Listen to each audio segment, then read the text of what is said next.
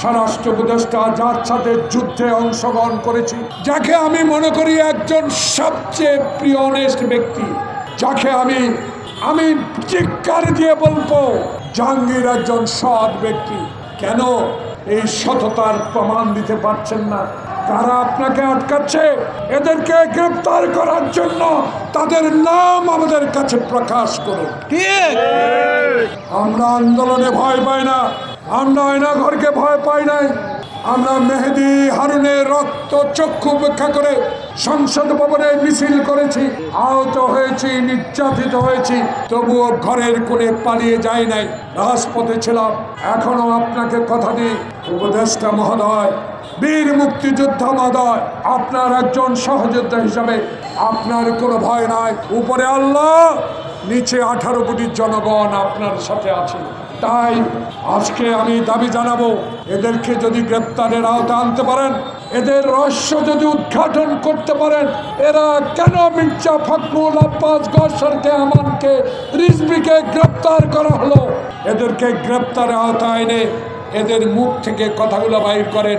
কার নির্দেশে, কার অনুরোধে, কার আহ্বানে আমার এই শীর্ষ নেতাদেরকে গ্রেপ্তার করে মাসকে মাস আপনি কারাগারে রেখেছেন? তাই আজকে আমরা দাবি তুলতে পারি। আমরা তো এমন দাবি আপনার কাছে করি না আমাকে লাইসেন্স দেন। আমি তো এমন দাবি আপনার কাছে করতে চাই না বিএনপির তারেক রহমানকে বিনা ভোটে প্রধানমন্ত্রী বানিয়ে দেন। আমি এমন দাবি আপনার কাছে করতে চাই না আমাকে চিনি সিন্ডিকেট, সোলা বুট সিন্ডিকেটের প্রধান করে দেন। আমি এমন কথা আপনাকে পরিষ্কার করে বলে দিতে চাই, যারা গরিব দুঃখী মানুষের টাকা 28,000 কোটি টাকা বিদেশে লুট করে নিয়ে গেছে, সেই পরিবারের কয়জনকে গ্রেপ্তারের আওতায় আনতে পেরেছে? একজন না। রহস্যটা কোথায়? কারা আপনাকে ভুল বুঝাবার চেষ্টা করছে? তারা যারা সচিবালয়ে আগুন দিয়েছে, তারা আপনাকে বুঝাতে চাচ্ছে এই সরকারকে নির্বাচন দিতে যত বিলম্ব করব ততই হাসিনার শক্তি বাড়াবে। 2 তারিখ রাত্রে থেকে তার সাঙ্গপাঙ্গ, তার পরিবার সবাইকে বলেছে যত ডলার আছে ব্যাংকে, পাউন্ড আছে, সব নিয়ে চলে যাও, আমি চলে যেতে পারবো।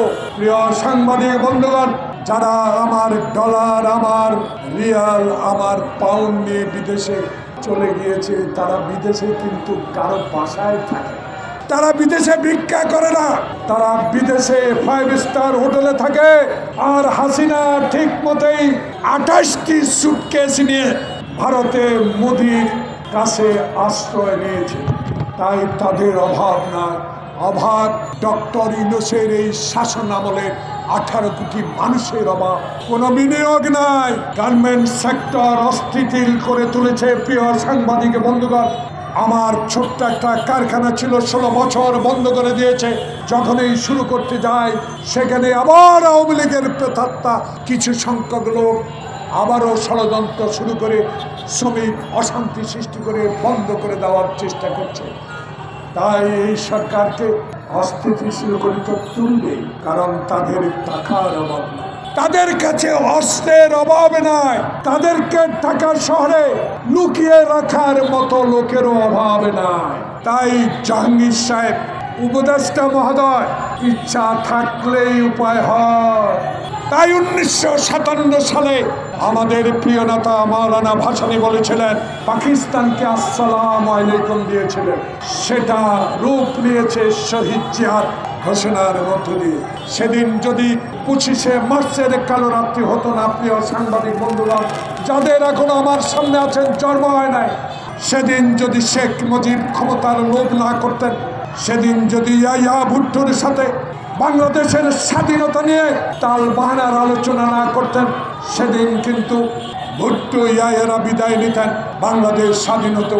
যারা ক্ষমতালোভী, তার পিতা ক্ষমতালোভী, তার পিতা 1 মিনিটে গণতন্ত্র হত্যা করে বাকশাল কায়েম করার মতো নেতা শেখ হাসিনা, বাংলাদেশে ভাবমূর্তি সকল কিছু হিন্দুস্তানের কাছে ইজারা দেওয়ার সরকার ছিল।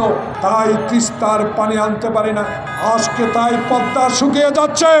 তিস্তা শুকিয়ে যাচ্ছে, জাগো বাহে তিস্তার জনগণ জাগো, এই স্লোগান আজ তারেক রহমানকে দিতে হয়। তাই আজকে ডক্টর প্রফেসর মোহাম্মদ ইউনূস আপনার কাছে অনুরোধ রইল, মেহেদী হারুন যারা বাংলাদেশে ফ্যাসিস্ট হাসিনার আপনজন হিসাবে কাজ করে বাংলাদেশের নিরীহ মানুষকে হত্যা করেছে, তাদেরকে গ্রেপ্তার করুন এবং একটা উদাহরণ সৃষ্টি করুন। আজ হোক কাল হোক, সেদিন মনে পড়ে এরশাদের বিচার কে করেছে? বিএনপি ক্ষমতা আমলে এরশাদকে মুক্ত করেছে শেখ হাসিনা। তাই আমরা দৃঢ় চিত্তে বলতে চাই, আমরা বিচারের পক্ষে। নতুন দলের নাহিদ আপনার রক্তে, সহযোদ্ধার রক্তে অর্জিত এই স্বাধীনতা, অনুগ্রহ করুন নতুন দল নিয়ে মাঠে মাঠে যান, গ্রামে গঞ্জে যান, পৌরসভা যান, উপজেলায় যান, জেলা সদরে যান, বিভাগে যান, নিজের জনপ্রিয়তা যাচাই করুন। আসুন, ভাইয়ে ভাইয়ে আর রক্তক্ষরণ করতে চাই না। গণতন্ত্রের জন্য একই মাঠে থাকি, স্বাধীনতা রক্ষার জন্য একই মাঠে থাকি।